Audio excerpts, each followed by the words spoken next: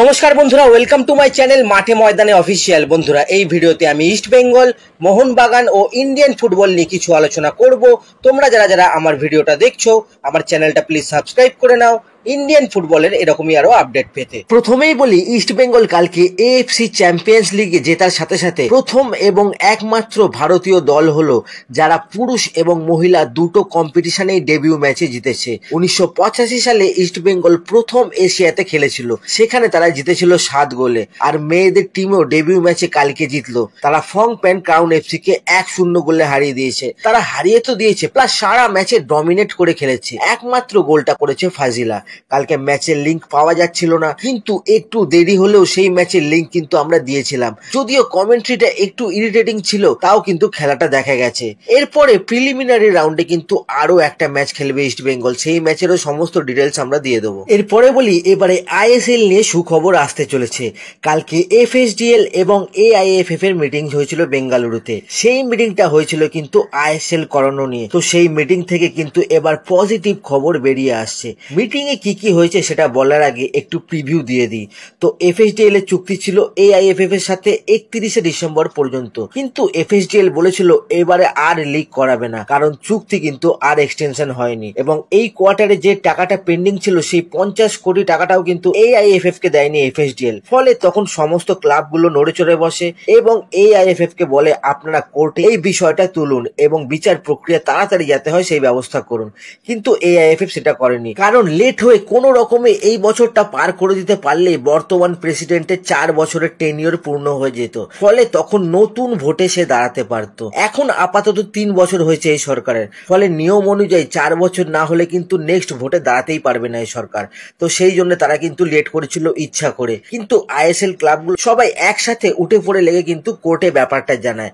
তখন কোর্ট এই নির্দেশটা দেয় যে আপনারা নিজেদের মধ্যে সলভ করে আইএসএল করান। তো সেই জন্যই কিন্তু কালকে মিটিংটা হয়েছে। তো সেই মিটিং থেকে কি কি পজিটিভ নিউজ বেরিয়ে এসেছে এবার সেটা বলি। প্রথমত, দুই পক্ষই এআইএফএফ এবং এফএসডিএল এবছর কিন্তু আইএসএল করাতে রাজি হয়েছে। যেহেতু সুপ্রিম কোর্ট অর্ডার দিয়েছে, তাই এফএসডিএলও কিন্তু নমনীয় হয়ে গেছে। কিন্তু তারা এই বর্তমান সরকারের সঙ্গে একটা শর্ট টার্ম চুক্তি বাড়াবে। সেই চুক্তিটা এপ্রিল পর্যন্ত হবে। তো ডিসেম্বর থেকে এপ্রিল এই 3-4 মাসের চুক্তি বাড়াচ্ছে এফএসডিএল।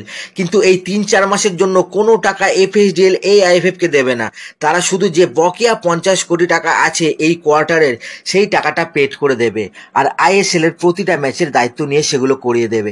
ফলে এই 50 কোটি টাকা এআইএফএফ পাচ্ছে, আর এফএসডিএল ও আইএসএল এর ম্যাচগুলোর দায়িত্ব নিয়ে সেগুলো করিয়ে দিচ্ছে। ফলে কিন্তু অসুবিধা হবার কিছু নয়। এই শর্তেই কিন্তু শোনা যাচ্ছে দুপক্ষই রাজি হয়েছে একটা শর্ট টার্ম চুক্তিতে। তারপরে ভোট হয়ে নতুন সরকার আসলে এআইএফএফ এ, তারা তখন কথা বলবে এফএসডিএল এর সাথে নতুন চুক্তির ব্যাপারে। সেটা তো পরে হবে, সেটার জন্য এখন অনেক সময় আছে। আপাতত এফএসডিএল আর এআইএফএফ যেই সমঝোতাতে এসেছে, সেটা তারা 28 তারিখ সুপ্রিম কোর্টকে জানাবে। তারপরেই ফাইনাল ডিসিশন হবে। এই যে ডিসিশন গুলো হয়েছে, এগুলো কিন্তু কোনো কিছুই এখন পাবলিক হয়নি, সবটাই কিন্তু সাংবাদিকদের মাধ্যমে জানা। যাই হোক, যেটা মূল কথা, এবারে আইএসএল হচ্ছে, কোনো অসুবিধা নেই। দিনে 2টো করে ম্যাচ হলেও কিন্তু আইএসএল এবারে হবে।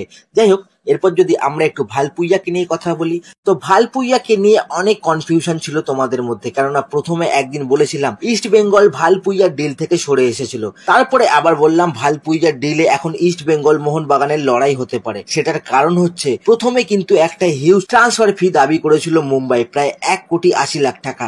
সেই জন্য কিন্তু তখন ভালপুইয়ার ডিল থেকে সরে এসেছিল ইস্ট বেঙ্গল। কিন্তু এবারে যেহেতু ভালপুইয়ার ডিলে এন্ট্রি নিয়েছে মোহনবাগান, তো এটা তো স্বাভাবিক, মোহনবাগান যেই ডিলে এন্ট্রি নেবে সেই ডিল ঘাটতে ইস্ট বেঙ্গল তো যাবেই। তো সেই জন্য কিন্তু ভালপুইয়ার ডিলে আবার ইস্ট বেঙ্গল এন্ট্রি নিতে পারে। তো এখন ইস্ট বেঙ্গল আর মোহনবাগানের কিন্তু লড়াই হতে পারে এই ডিলটার জন্য, তার জন্য এটা বলেছি।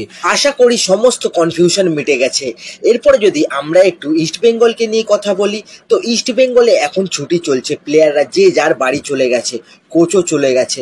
সেখান থেকে এই 1 তারিখ কিন্তু প্র্যাকটিস শুরু হবার কথা ছিল, কিন্তু সেটা এখন আর হবে না বলে মনে হয়। কারণ ইস্ট বেঙ্গল কোচ, প্লেয়ার থেকে ম্যানেজমেন্ট সবাই একটু ধোঁয়াশার মধ্যে রয়েছে যে কোন টুর্নামেন্টের জন্য তারা প্র্যাকটিস করবে।